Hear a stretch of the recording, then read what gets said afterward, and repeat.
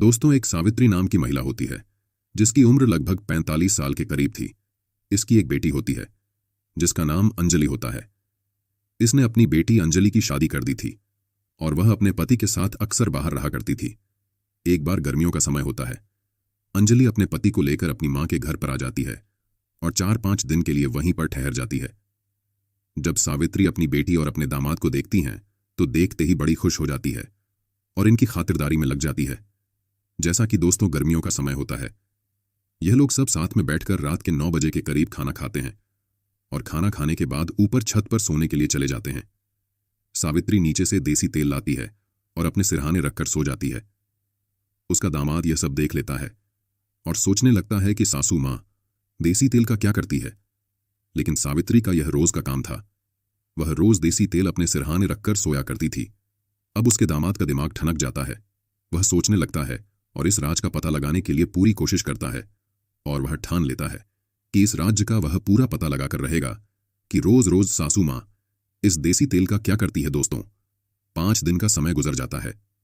5 दिन के बाद इसके दामाद को एक ऐसी सच्चाई का पता लगता है, एक ऐसे राज्य का पता लगता है जिसे जानने के बाद उसके रोंगटे खड़े हो जाते हैं, उसके होश उड़ जाते हैं और सोचने लगता है कि एक 45 साल की महिला ऐसा कैसे कर सकती है। जी हां दोस्तों, आज की इस घटना को सुनने के बाद शायद आप लोगों को भी बड़ी हैरानी होगी। इसीलिए इस वीडियो में आप अंत तक बने रहिएगा, क्योंकि इस घटना से आपको एक बहुत बड़ी सीख मिलने वाली है। बाकी दोस्तों, हमारी आप लोगों से एक छोटी सी रिक्वेस्ट है, वीडियो को लाइक करके चैनल को सब्सक्राइब कर लीजिए और जितने भी दोस्त हमारी इस वीडियो को जहां से भी देख रहे हैं वह कमेंट में अपना नाम और अपनी सिटी का नाम जरूर लिखें, ताकि अगली वीडियो में आपके नाम हम ले सकें। दरअसल दोस्तों, ये सच्ची घटना बिहार राज्य की है। बिहार के एक छोटे से गांव में सावित्री नाम की एक महिला होती है। उसके साथ उसके पति भी होते हैं और उसकी एक 5 साल की बेटी होती है जिसका नाम अंजलि होता है। जब अंजलि 5 साल की थी तो इस दौरान सावित्री के पति का एक बीमारी के चलते देहांत हो जाता है। अब सावित्री के ऊपर दुखों का पहाड़ टूट पड़ा था, लेकिन सावित्री का जो पति था उसका कारोबार काफी अच्छा खासा था, काफी प्रॉपर्टी थी और काफी पैसा भी इसके पास था। अब दोस्तों, कर भी क्या सकते थे, जो होना था हो चुका था। अब सावित्री अपनी बेटी के साथ रहने लगती है और उसको अच्छे से पढ़ाने लिखाने लगती है। जो उसकी बेटी अंजलि होती है वह अच्छे से पढ़ती है और पढ़ते पढ़ते लगभग 20 साल की हो जाती है। अब उसकी शादी की चिंता उसकी मां को सताने लगी थी, इसलिए पास के ही एक गांव में अंजलि की शादी करा देती है। अंजलि का पति एक कंपनी में जॉब करता था। उसकी सैलरी भी अच्छी खासी थी।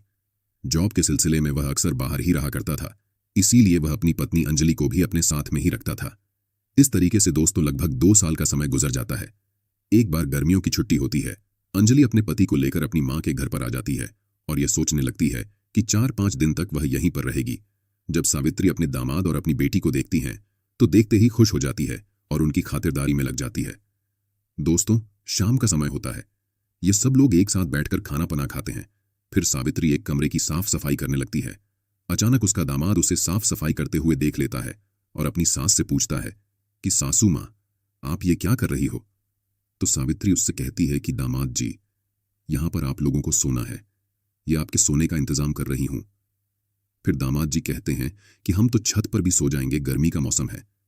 लेकिन उसकी सास कहती है कि अगर आप लोग छत पर सो गए तो बाहर के पड़ोसी लोग देखेंगे, तरह तरह की बातें करेंगे। आप काफी दिनों के बाद आए हो, मेरी बेइज्जती हो जाएगी। फिर जो उसका दामाद होता है वह उसकी बात मान जाते हैं और कहता है कि चलो ठीक है, अगर आप यही चाहती हो कि हम दोनों यहीं पर सो जाएं तो आप हमारा बिस्तर यहीं पर कर दीजिएगा। दोस्तों, इस तरीके से लगभग 3 दिन का समय गुजर जाता है। 3 दिन तक जो उसका दामाद होता है वह अपनी पत्नी के साथ नीचे कमरे में सोता है। अब एक दिन रात के 9 बजे के करीब यह लोग सब बैठकर खाना पना खाते हैं। अचानक सावित्री का दामाद अपनी सासू मां से कहता है कि सासू मां, आज हम कमरे में नहीं सोएंगे क्योंकि आज गर्मी ज्यादा हो रही है।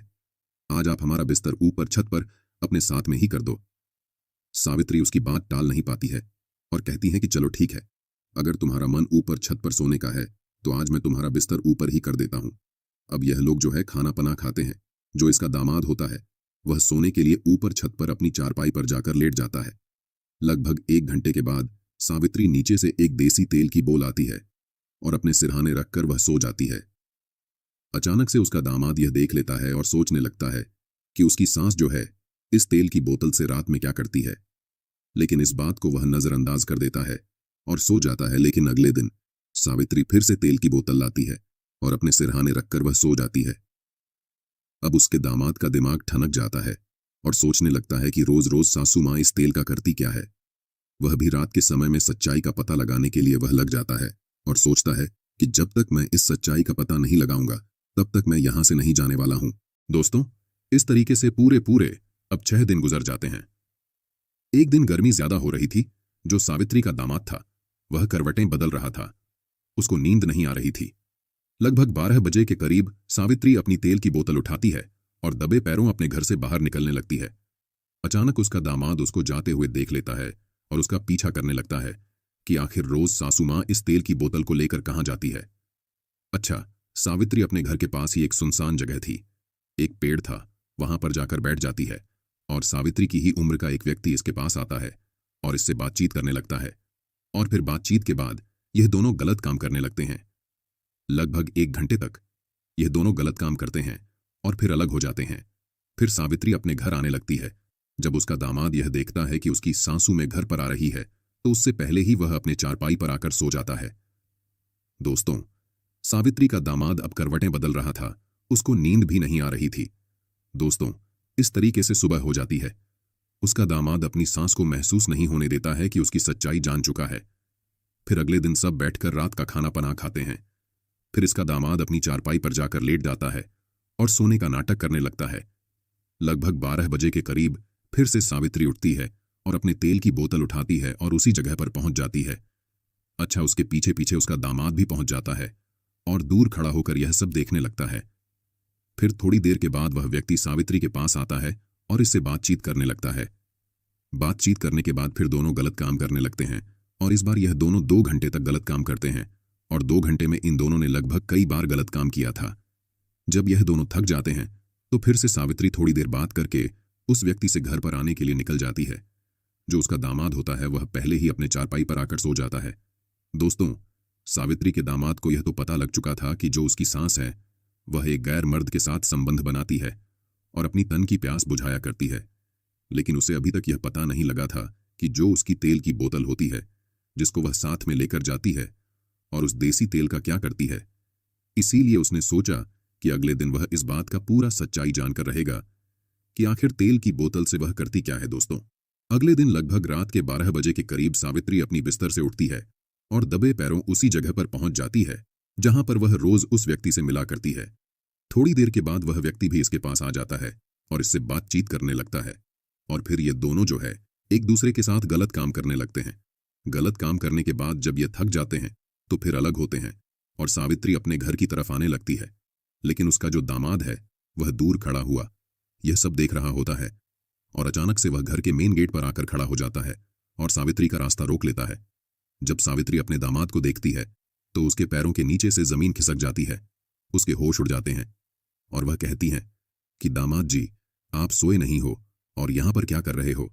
फिर उसका दामाद अपनी सास से कहता है कि सासू माँ, मुझे आपकी सच्चाई का पता लग चुका है कि आप कहाँ जाती हो और किसके साथ मिलती हो।